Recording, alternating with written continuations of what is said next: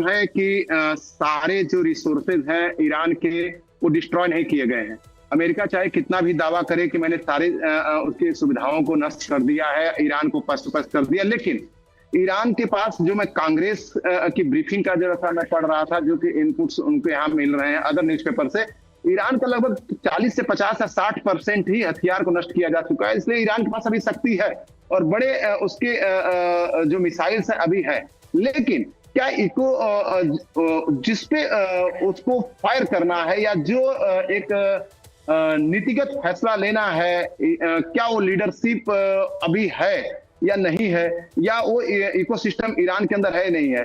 क्योंकि जिस दिन से युद्ध आगे जाता जा रहा है, जिस तरह से बहुत ही एक वारफेयर के जो सिस्टम्स होते हैं उसके तहत अमेरिका और इजराइल जो अटैक कर रहे हैं बिल्कुल डीपर।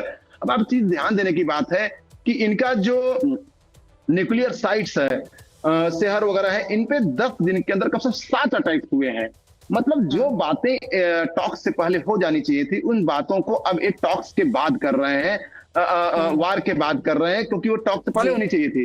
तो इनका जो स्ट्रेटेजिक पॉइंट है उस पर बिल्कुल अटैक हो रहा है, बिना किसी को बताए हो रहा है। सरप्राइज वगैरह देना ना देना एक किसी भी पक्ष के लिए वो एक ऑडियंस को सुनाने के लिए होता है, अदरवाइज उसको बताया नहीं जाता है, चुपचाप कर दिया जाता है। जैसे कि आज मैं ब्रेकिंग न्यूज पढ़ रहा था ट्रंप का, कि उन्होंने वीडियो भी अपने ट्रूथ सोशल पे जारी किया है, जिसमें उन्होंने बताया कई जो है IRGC के लीडर मारे गए हैं आज रात को।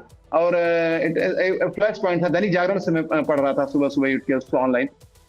तो कहने का मतलब है कि जो इजराइल है, जो अमेरिका है, वो एक वार के सिस्टम के तहत इनके अटैक कर रहे हैं। यहाँ पे जो ईरान में है, ईरान के पास जो भी शक्तियां हैं उसके हिसाब से वो जो एक सिंबॉलिक अटैक जो मिडिल ईस्ट के अंदर कर रहा है। अभी देखिए मिडिल ईस्ट में ऐसा कोई जो हमला नहीं हुआ है जिससे कि कोई भी सिस्टम फेल हो जाए।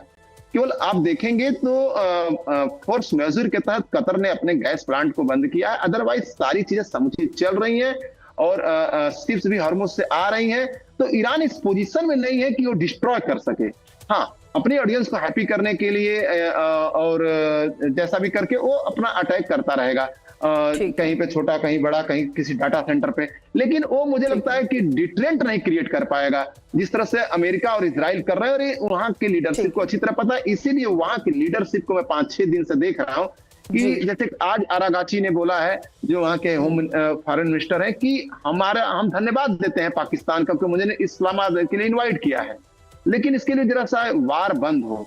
ठीक है, मतलब लेकिन उनकी बातों में एक शिथिलता है। तो ये इंडिकेट करें कि यहाँ का सिविल लीडरशिप जो है चाहती है कि ईरान यहीं पर रुक जाए, इससे ज्यादा डिवास्टेशन नहीं हो, नहीं तो वो भी बोस्निया, सोमालिया, ईरान, लीबिया जैसे कंडीशन में आ जाएगा। जी ठीक है।